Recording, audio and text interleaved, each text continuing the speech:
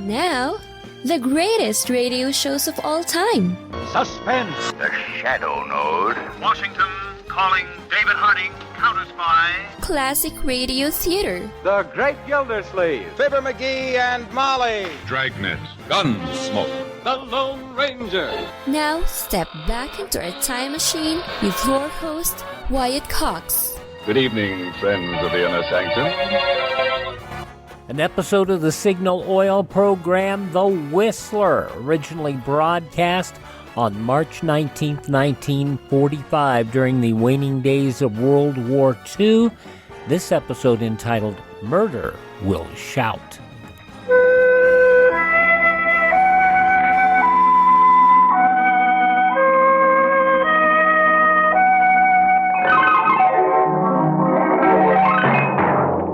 The Signal Oil Company and your neighborhood signal dealer bring you another curious story by The Whistler. Tonight, Murder Will Shout.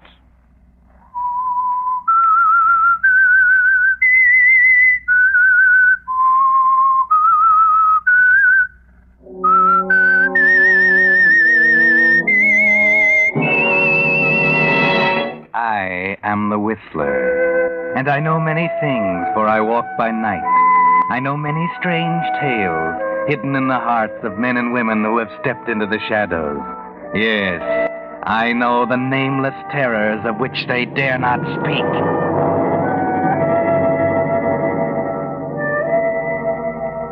Murder is born in many places, most of them quite ordinary.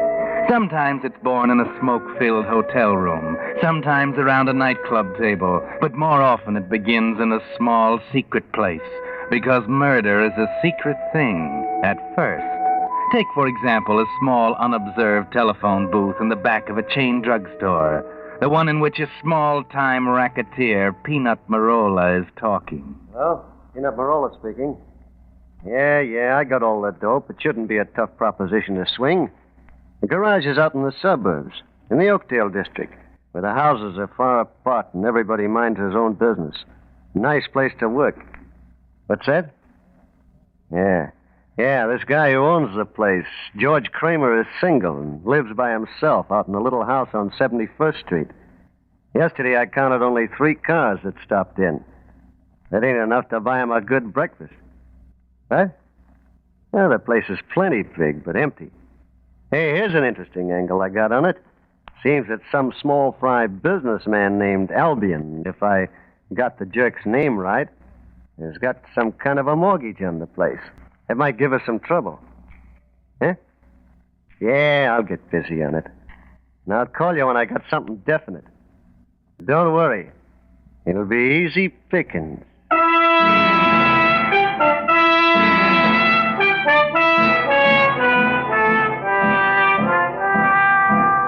Yes, that's the way murder is born. In an ordinary way. Nothing unusual about it. A small-time racketeer makes a phone call to talk over a business deal, and that's the beginning. Maybe if George Kramer had known, things might have been different, but he didn't. In his little garage in the Oakdale section, he was sound asleep, slumped in his office chair. Kramer! Kramer, wake up. What's that? Oh, Mr. Albion. You were asleep. Asleep in the middle of the day. How do you expect to make any money like that? Well, Mr. Albion, I was up half the night last night doing a hurry-up ring job on an Oldsmobile. You never saw an Oldsmobile last night. And the last ring job you did was probably 6 months ago. Probably out carousing around last night. You know I don't go out nights, Mr. Albion. Well, anyway, you haven't got a single car in your garage to work on, and you fall asleep in the middle of the day because you're tired. Why don't you go out and stir up some business? Now, look here, Mr. Albion. You stick to your business and I'll stick to mine. Right now, This happens to be my business. I'm trying to tell you that things are tough in the garage business these days. Look, you know I'm having a tough time of it. Why do you come in here every day and burn my ear? Can't you leave me alone? I'll leave you alone for the next week. But let me give it to you in black and white. I've loaned you in various amounts a total of $2,000, which is more than I've come to think this place is worth. You agreed to pay it back. With interest. Of course. 1 week from today, you owe me $2,000. But I thought you were going to carry it along until I got back on my feet. I've been waiting 6 months for you to get back on your feet, and you show no signs of ever making it. I'll pay the interest. I'll pay it faithfully. Haven't I always paid it? What good is the interest if I lose the principal? Oh, you won't lose it. Honest, Mr. Albion. I promise you won't lose it. I think I've already lost it, unless I can do something with this garage myself. Well, I have to be going along now. I have business to do. I'll see you in a week, Kramer. Wait a minute. You wouldn't take the garage away from me. Wouldn't I? Well, you've got a lot of money. You don't need it. That's beside the point. A debt is a debt. Yeah, but what would you do with the garage if you had it? I'd sell it to someone who could run it profitably. Oh, you wouldn't. I'll be back in a week. Have some money for me. Mr. Albion. Yes? I could kill you.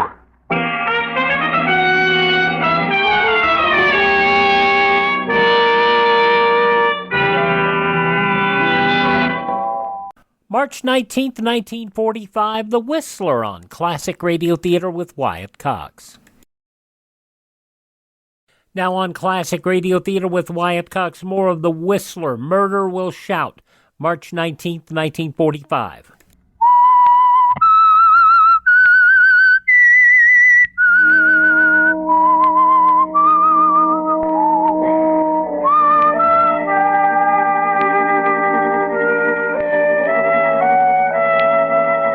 Yes, murder gets its start in simple and ordinary ways. For instance, there's murder in the heart of George Kramer, and once the thought occurs, the next step is easy, if the opportunity presents itself. And in this case, it does very soon, and in the person of Peanut Marola. You, George Kramer? Yeah, that's right. Something wrong with your car I can fix? Not exactly. Got a couple of minutes? Time is all I've got. Good. Mind if I sit down?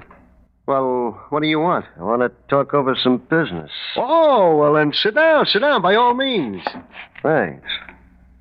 Things kind of tough in the garage business these days? Oh, they're not what they used to be. But I managed to get along. But not in the way you used to get along, eh? Not exactly. Look, what are you getting at? Can you use a little ready cash? No references, co-signers, very little collateral? Who couldn't on those arrangements? My name is Marola, Peanut Marola. Oh, I'm glad to meet you. Now, where does this ready cash come in? You sound like a smart man, Kramer. Mind if I talk turkey? Oh, go ahead. I can't lose anything listening. Has Mr. Albion been bothering you lately? How'd you know about him? Well, I kind of looked into things and found out that Albion holds some kind of a mortgage on this place. That right? That's right. How much? $2,000. It's a nice little sum. Keeps you awake nights, doesn't it? Awake at night and asleep in the daytime. Well, if you want to let me, I can fix it so you can sleep at night and spend your days buying expensive clothes. What sort of a proposition is it? Ever hear of the black market? You mean where you buy meat without giving any ration points? No, the black market in automobiles. I didn't know there was one. Well, there is, and it's big time, and there's big money in it. Well, where do I fit in? Now, look, pal. You have a nice big garage in a quiet neighborhood where nobody bothers you. We get the cars any way we can, and then we sell them for anything we can get. And it's always a lot. We need some place to keep them until they're sold. You just want to store them here? Sure, it's a cinch. A guy drives into your garage with a car and asks you to fix it up, see? When it's ready, the same guy calls for it again. Looks like a legitimate business. Nobody knows that anything out of the ordinary is happening. Well, how much fixing up is there to do? Not much. You change a few numbers, switch a couple of wheels, and maybe splash a little paint on now and then. What about the police? Nothing to worry about, pal. When they get suspicious, we just move to another garage. But while we work here, there's plenty in it for you. How much? $100 on a car. Good enough? Sounds too good to be true. Well, is it a deal?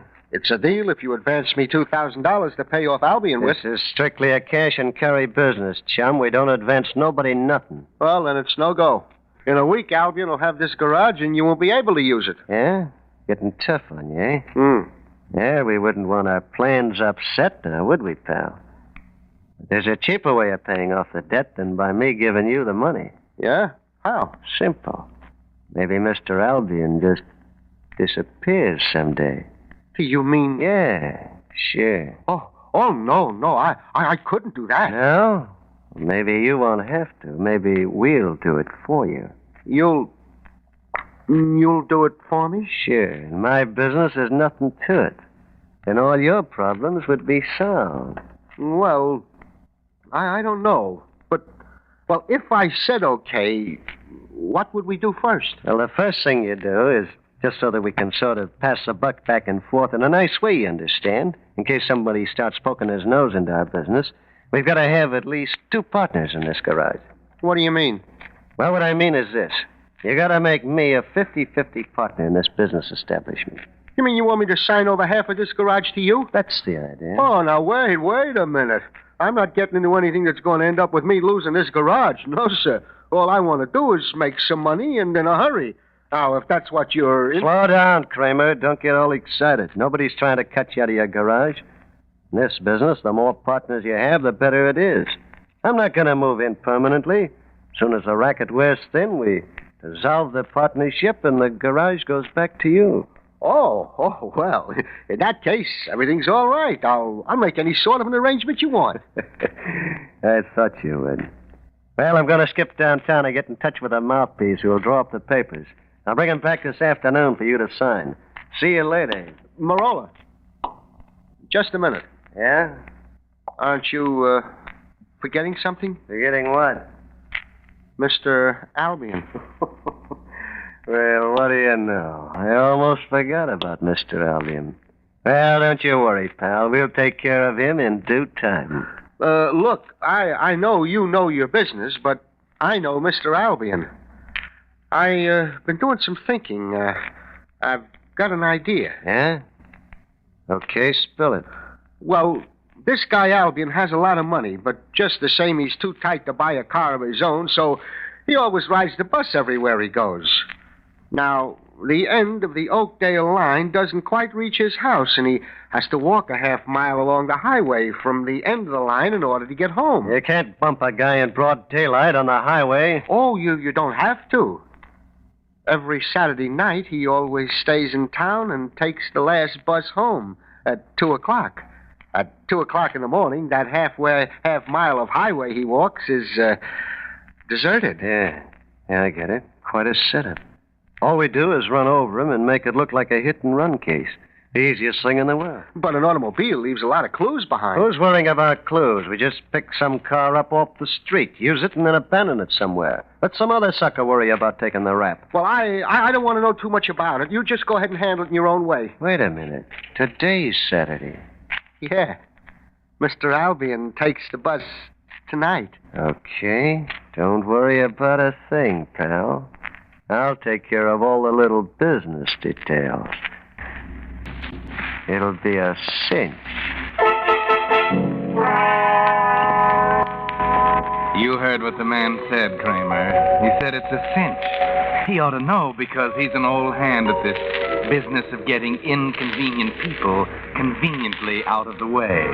It's an art the way Peanuts Marola does it. The art of murder.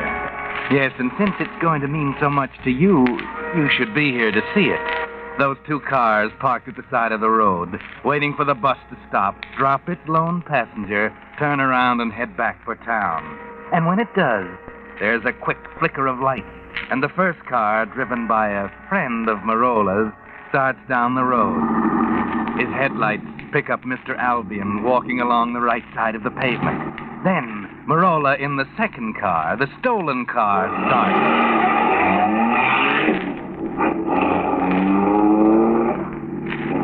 Walking along the highway, Albion hears the first one come up and pass him. The noise of the first one hasn't died down before Marola roars in. The rapid succession of sounds confuses Albion just enough. He doesn't step off the road quite fast enough.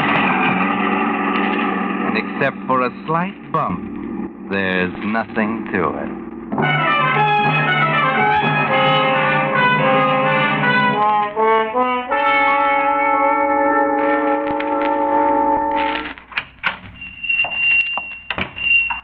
I'm looking for George Kramer. I'm George Kramer. My identification, Lieutenant Clark, Headquarters Precinct. Oh, yes, Lieutenant. You're here about my car. Yes, the car, that's right. You reported it stolen. Yes. Last night I left it parked in front of my house like I always do. I don't have a garage on my property yet. And when I came out to drive to work this morning, it was gone. It was a green Chrysler sedan. License 6G4537. Yes, that's right. I just finished putting on that paint job 2 days ago. Yeah, had it in the shop a week fixing it up. I reported the theft as soon as I could hitch a ride over here and telephone. Yeah, I came right out when we got the report. Funny, we were just checking up on the ownership of your car when you called. You mean you found it already? Yeah, we found it even before you reported it. Do you ever drive out around Miller Highway, Mr. Kramer? Miller Highway? Why, no, I haven't been out that way for months. You weren't driving out there last night around 2. Why, oh, no, of course not. I was in bed, and my car was stolen. Yeah, sure. Well, you may be telling me the truth, Mr. Kramer, and maybe you're trying to be pretty smart. I don't know which, but either way, I think you'd better come down to the station with me. Get your hat and lock up the place. Oh, but wait a minute. You mean you're arresting me? Well, let's say we're going to hold you for questioning. But why? For what? For hit and run. Maybe you can explain to the boys down there how your car happened to be found parked 300 yards from where a guy was run over and killed. And the front of it was covered with bloodstains.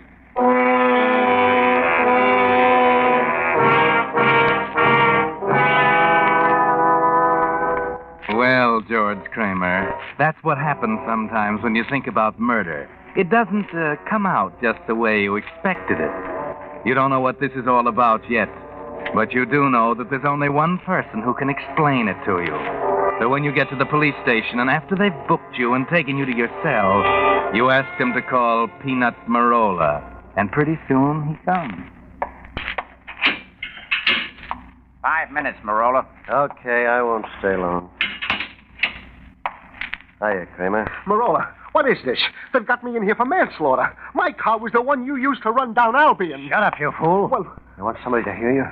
Well, before I'll take the blame for this, I'll make sure somebody hears me. I'll tell them you were driving that car, not me. Listen, small fry. What do you want to go flying off the handle for? More than one way to beat the racket. But you used my automobile. Why? It was an accident. One of those things that happens once in a century. I was doing just like I told you I was going to do. Come out to your end of town and stole the first car I found on a dark street. How was I to know you lived on that street and it was your car I was taking? Good Lord. You expect me to believe that? Look, all you gotta do is tell them that you weren't driving your car last night and get an alibi. Tell them you were someplace else. That's what I told them. Told them that I was home. But they don't believe me, and I got no proof. Okay, look. Tell them you were mistaken about the time. Tell him you spent the night until 2 o'clock at the Lido nightclub down on Foster and Green Streets. You'll get a dozen people to swear that both of us were there until 2. You tell them I drove you home in my car. Well, is that any good? They can't do a thing to you. They gotta prove you were driving that car. They won't be able to break an alibi like that. Got it straight now? Yeah, I was at the Lido nightclub until 2 with you and some friends. You'll back me up now. Sure, I'll back you up. You got nothing to worry about, pal.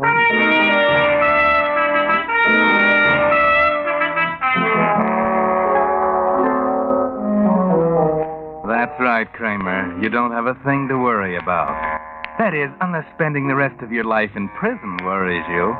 Amateurs like you shouldn't get mixed up in murder, George. But of course, your friend Marola, your good friend Marola, has everything figured out. Marola's an old hand at this business, and he doesn't seem to be excited, so don't you worry about a thing.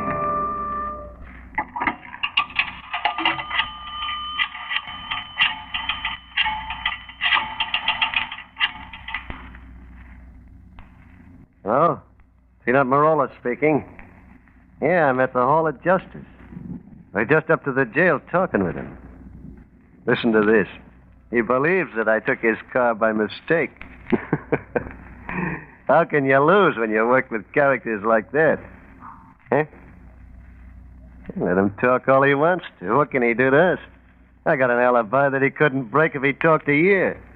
Besides, the cops have an open and shut case against him. I'll give him about 2 days to clear it up. And we'll have the garage to ourselves, and it'll be easy sailing. Huh? Yeah, he signed the papers all right yesterday. Yeah. Everything's great.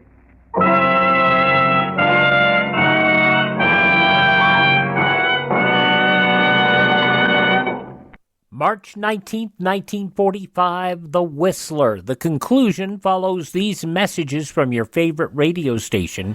You're listening to Classic Radio Theater with Wyatt Cox.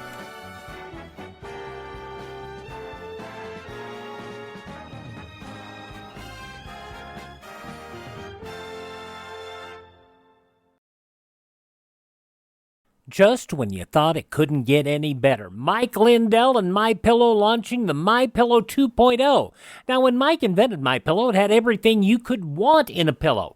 Now, nearly 20 years later, he's discovered a new technology that makes MyPillow even better. Of course, the patented adjustable fill of the original MyPillow, but now with brand new fabric with a temperature-regulating thread, it's the softest, smoothest, and coolest pillow you'll ever own. Say goodbye to tossing and turning and flipping your pillow over in the middle of the night. And more great news on the MyPillow 2.0 buy one, get one free offer with my promo code Wyatt. MyPillow 2.0 is 100% made in the USA, 10-year warranty, 60-day money-back guarantee. Go to MyPillow.com, click on the radio podcast square to receive the MyPillow 2.0 buy one, get one free offer. Use my promo code Wyatt or call 1-800-928-4715.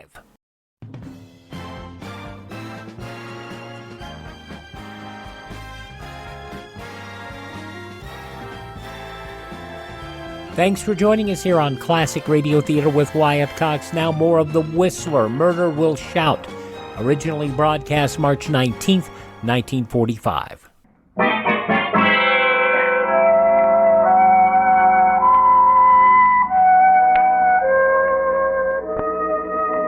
Well, George Kramer, now you know what murder is like.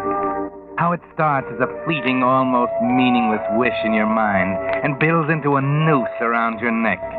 You're in jail charged with manslaughter. And Marola, the man who actually did the killing, who double-crossed you with a frame-up, is going scot-free. Or is he? Everything's great, he said a minute ago to someone on that telephone.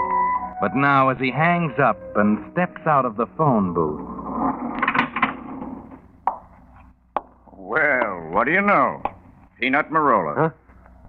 Oh. Oh, nice to see you once in a while when you're not in trouble, if that's possible. Yeah, Lieutenant Clark, you ought to quit the police force and go on the stage. You're so funny. So long. Wait a minute, Marola. Yeah? Aren't you being a little unsociable? Step across the hall here to my office where we can talk. Come on. I got nothing to talk to you about. Sit down.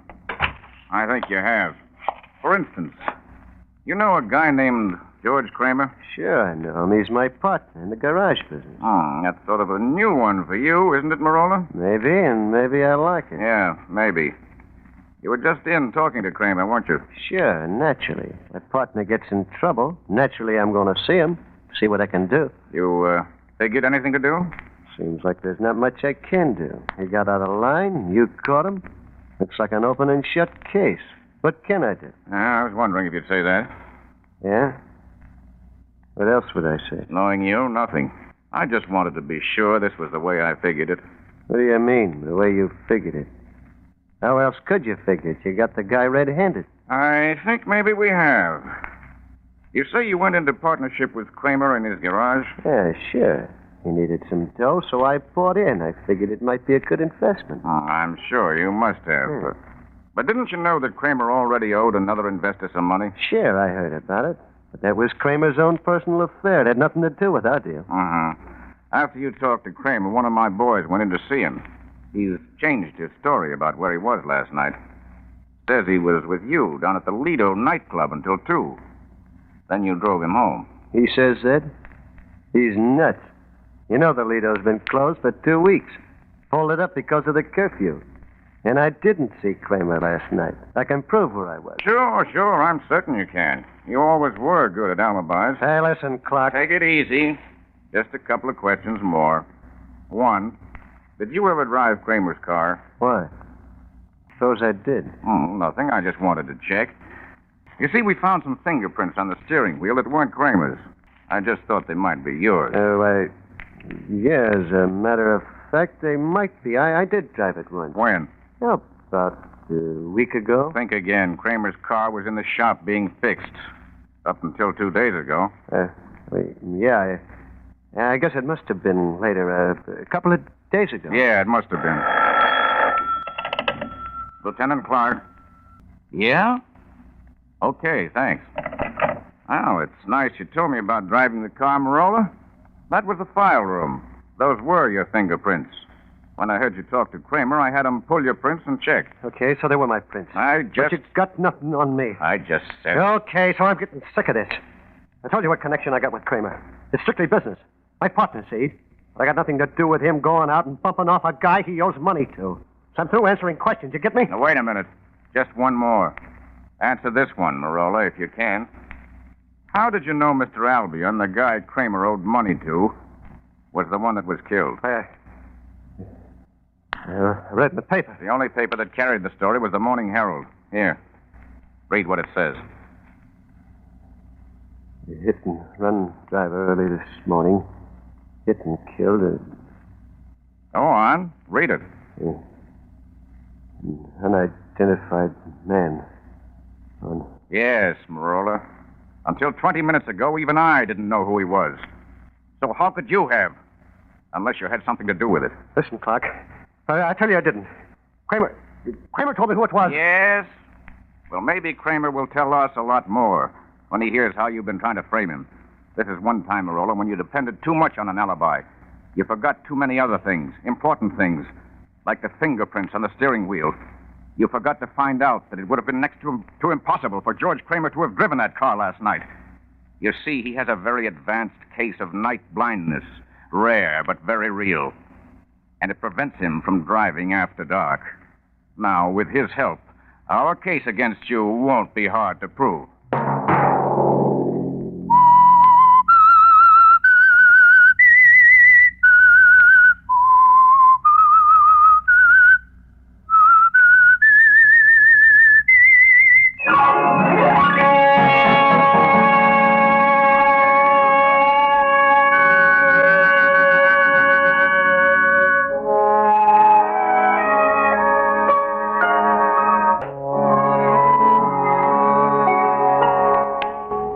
Next Monday at 9 o'clock, the Whistler will bring you another strange tale. The curious story of Checkmate for Murder. The Whistler is broadcast for your entertainment by the marketers of Signal gasoline and motor oil and fine quality automotive accessories and by your neighborhood Signal dealer. This program, directed by George W. Allen, with story by John Hayes, music by Wilbur Hatch, is transmitted to our troops overseas by the Armed Forces Radio Service. March 19th, 1945, The Whistler on Classic Radio Theater with Wyatt Cox. Once again, thanks to Ted over at RadioMemories.com for providing us these episodes of Lum-and-Abner fully restored in the best possible quality. This episode, as we follow along with the tales of radio station VPR, the voice of Pine Ridge, this episode from March 19th, 1953.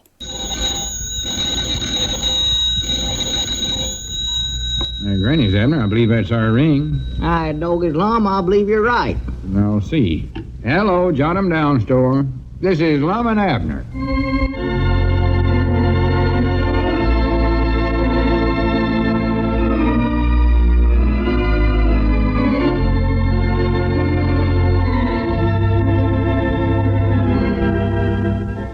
And now let's see what's going on down in Pine Ridge. Hi there. This is Dick Huddleston speaking. Well, yesterday, Lum never succeeded in keeping the widow Abernathy and her lawyer apart, so she was bound to find out that her marriage to Cedric wasn't legal, which would leave her free to marry Lum, provided she could do it before midnight last night. That's when the radio offer which she won Lum as a husband was supposed to expire. Now, I never stayed up until midnight last night myself, so we'd better go with the Jot 'em Down store and see what's happening. I think Grandpappy Spears is over there trying to find out the same thing. Well, where's old Lum at now, Abner? Oh, he's still down at the barber shop, Grandpap. Mose Moots called him down there. Said the widow Abernathy'd want to see him. Well, is he going to have to marry the widow after all? Oh, no, the time limit's up. It was up at 12 o'clock last night. But see, the widow don't know that. She don't, huh? No, she knowed it. She'd have brung her lawyer over and the preacher last night and married Lum before midnight. I bound you there's some fur flying down there right now. Yeah, mightn't I wish I was down there to see it. Oh, yeah. But I'll just sit down and wait for Lum to get back with his report. Yeah, sure. Sit down. Got anything to read around here? Well... Wait, here's the almanac. Been getting behind in that thing. Well, Lum ought to be back pretty quick. It's been down there a couple hours. Of course, now if the widow gets a good hold on him, he might not never get back. Well, for the law me sakes. Abner, did you know this? What is it, Grandpa? Well, I do know. This is sure news to me. Well, what is it? Abner, the week of March the 21st, 1947 was World Trade Week. Oh, for goodness sake. It's true, Abner. Says it right here in the almanac. I never said it, Says didn't. it right here All in right. black and ink. Do you realize that cowhides and sheepskins come from over 80 different countries? I can't help it. It ain't my fault. Abner, do you know where walruses come from? Wait a minute. There he comes now, Grandpap. No, that ain't one. That's Lum. That's what I said. Yeah, more than likely it's the mustache that got you mixed up there. Now listen to this. Walruses, seals, and sharks... How'd you make out, Lum? Oh, Granny's what I've been through. I'll bet. That blame widder wouldn't believe that business about the time limit, even after I showed it to her in the contract. Well, I didn't think she would. Swore up and down that I wrote that into the contract after she won me. The only thing that saved me was that Mose admitted he was the one that wrote it in there before he'd buy the show. Well, she must have found out she wasn't actually married to Cedric then. Oh, sure. That lawyer yesterday found out right away that she never had no marriage license. Yeah, well, I figured he would. Lum, did you know that walruses, seals, and sharks come from Newfoundland, Norway, and Australia? Well, to be right honest, Grandpap, I ain't thought much about it. Well, they do. Says it right here under World Trade Week. Where'd they come from the other weeks? I finally just got up and walked right out of there. Out of where? The barber shop. Oh. For all I know, the widow's still down there jawing at Mose. Oh, she was mad. Yeah, I can just see it. Horsehide comes from France. Ah. I know one thing. We're canceling Mose Moot's program as of now. Today. This instant. Well, he's our main sponsor, though, Lum. Yeah, but we just lost money on him right from the start. We have, huh? Yeah, I've got the figures on all of our programs around here somewhere. Yeah, I'll go get them. Yeah, I'd love to find out where we stand on this thing. Well, howdy, Cedric. Oh, howdy. Say, is it true that I ain't married at all? Yeah, Cedric, the whole thing is nulled on account of, Lum. Alligators hide South America. I don't blame him. If I was home as an alligator, I'd hide, too. 1947 was World Trade Week, Cedric. Well, I'll be doggone. What'd they trade it for? Linen thread comes from Ireland. Well, that don't sound like much of a trade to me. Mr. Abner, is it actual true I ain't married? That's what I just told you, Cedric. See, there weren't no license for the wedding, so that nulled it right there. Bound you it makes you happy, don't it, Cedric? Well, yes, Mom, but it's sure going to be a big finance loss to me. Finance loss? Oh, yes, Mom. $6,000 is a lot of money. 6,000? Why, the widow ain't got no money. Leastways, not that kind of money. Oh, I weren't going to get it from her. I was going to get it from the giverman on my income tax. Well, Cedric, you don't have no income tax to pay on. Oh, I know it. That's why I could make so much. You see, I found out that they allow you $600 for a dependent. Well, yeah, I know so that. If I was married to the widow, I'd have 9 little dependents, and then if you throw her in, that makes 10. My littlest son, Roscoe, added it up for me, and he said it come to $6,000. Yeah, but you ain't got no income tax to pay on, Cedric. Oh, no. That's why I'd make all that clear profits. $6,000. Figured out just how he's going to spend it, too. He did, huh? You know, first off, me and Roscoe is going to buy $2,000 worth of marbles. 2,000? Yes, Mom. And then Roscoe was going to buy himself a catcher's mitt and $3,000 worth of bubble gum. Wait a minute, Cedric. You're letting him get away with practical all of it. Oh, well, it don't matter none. It's all in the family. Yeah, but it ain't, Cedric. You ain't married to her. Oh, that's right. Are you sure that's true? I know it is. It's going to be an awful blow to Roscoe. I reckon I better go and break the news to him. Yeah, you better do that, Cedric. Yeah, go right on. Say, Roscoe can't sue me, can he? I don't think so, Cedric. Well, good. So long. Yeah, so long, Cedric. Here's all the figures right here, Abner. Yeah, let's take a look at them figures, Lum. How we doing? Well, you'd be surprised at the big turnover we done. Would, huh? Yeah, the fact is, we've done so much business, I believe we ought to declare a dividend. Do what? Divide up the profits. Oh, well, I'm for that. Anything will give me some cash, I'm for. Yes, sir, I believe that's just what we'll do. Cut a melon. Cut a melon? Yeah. I'd rather have cash. Well, that's what I'm talking about. If we've got some extra cash, Lum, don't go spend it on watermelon. Well, Abner, what I mean... You want a slice of watermelon, just go where it's the place. Elizabeth will pick one out of the field for you, give you a whole one. Abner, I don't want no watermelon. Well, she's got mushmelons, too, if that's what you want. Or wait a minute, what's the matter with me? Ain't any kind of melons ripe this time of year, Well, Lum. Abner, I never meant we was actually going to cut a melon of any kind. If you don't cut it, I don't know how you're going to eat it, Lum. You can't eat it like an apple, just chomp into it. That's just an expression in finance circles. Huh? It means, well, what I was talking about, declaring a dividend, dividing up the extra profits. Oh, yeah, well, that's what I want, cash. Now, what we do is take the preferred stock. I still prefer cash. Well, we're going to get it, but you won't if you keep interrupting me. Well, how much cash am I going to get out of this, Lum? Well, here, let me show you how much we've taken in. Yeah, that's the kind of stuff I like to hear. Spotted announcements for Irie Hodgkin's liver stables, $3.60. Hooray. Give him a special discount for taking a 2-week contract. Uh-huh. Dad Crockett's pool hall program, snooker time melodies with the Macmillan boys and mother, $12. Hot dog. Caleb Weehunt's blacksmith hour with the Macmillan boys anvil course, $10. Doggone, that money is rolling in. Moe's Moods, well, I told you we didn't do no good with Moe's. After all them free programs we put on for him trying to satisfy him, we come out about 30 cents in the hole on him. Well, I thought he was our biggest sponsor. Well, I did too, but that's the way it goes. We got enough other sponsors to where we can just drop him. Well, let's drop him then. Just a fuss budget. All us complain about something. Let's get back to slicing up that cucumber. Melon. Well, whatever it is, just so it's cash. That's all I care about. Yeah, let's see. Moe's Moods, we read that one. Spotted announcements for Ernie Blevins, local carpenter, $1.90. Lum, we ought to cut out them spotted things and sell programs. They bring in more money. Well, Walt Bates's Sawmill Serenade with the Macmillan Boys Woodchoppers Trio, featuring the musical Saw and Mother, $11.50. I love that program. Yeah, it is nice. Oh, them saws I love. Singing spotted announcements for Ezra Seastrunk's feed store, featuring Mother, 20 cents. 20 cents? Is that all? Well, you heard that singing announcement, didn't you? Yeah, sure. Well, if you want my opinion, I think we overcharged Ezra. Better let it go like it is. You know, Abner, the way we're going, though, I'd like to kilowatt up this station to where they can hear us clean up to Fort Smith, maybe. Fort Smith? Doggies, can you do that? Well, I don't know of anything that'll stop us.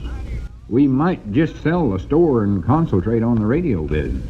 Well, that'd be kind of risky, wouldn't it? No, I don't think so. Radio's a coming business, Abner. You just mark my word. You'll see the day when they'll have it all over the country.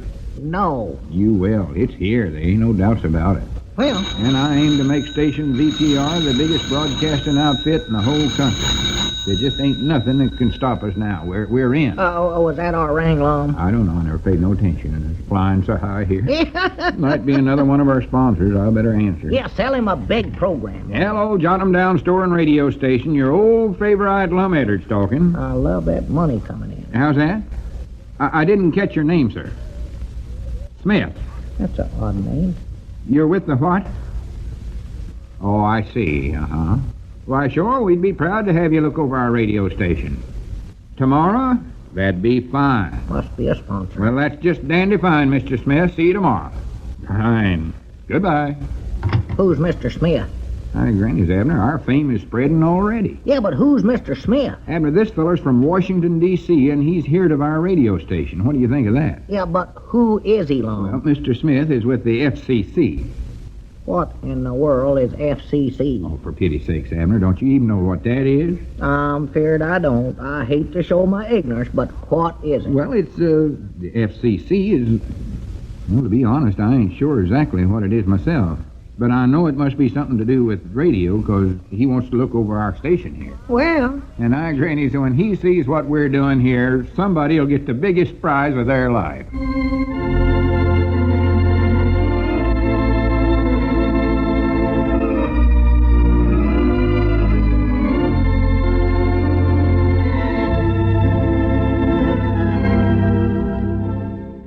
But I think Lum-and-Abner are going to learn very quickly what the FCC is. Lum-and-Abner, March 19th, 1953, here on Classic Radio Theater with Wyatt Cox. Keep your guard up. That's the key slogan of the 1950 National Guard recruiting drive, and it's a slogan as timely as today's headlines. More than ever before, America stands prepared, and the National Guard must recruit approximately 220,000 men as soon as possible. By joining the National Guard, young men will have the advantage of choosing their own unit and preparing themselves for promotion by being in a job for which they are best qualified. Investigate the National Guard now. Help America to keep up its guard. Ladies and gentlemen, make tomorrow your D-Day. Get an extra bond for defense.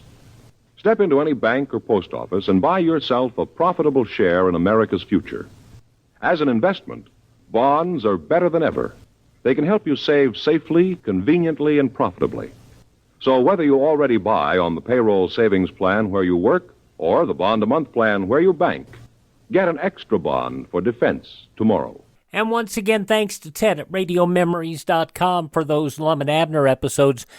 He provides those shows on cassette, CD, or flash drive for your computer, along with a lot of other ways to get to and a lot of other shows. So check out Ted, RadioMemories.com. Check us out at classicradio.stream. That is classicradio.stream. Stream our shows. Learn about building a classic radio collection of your own.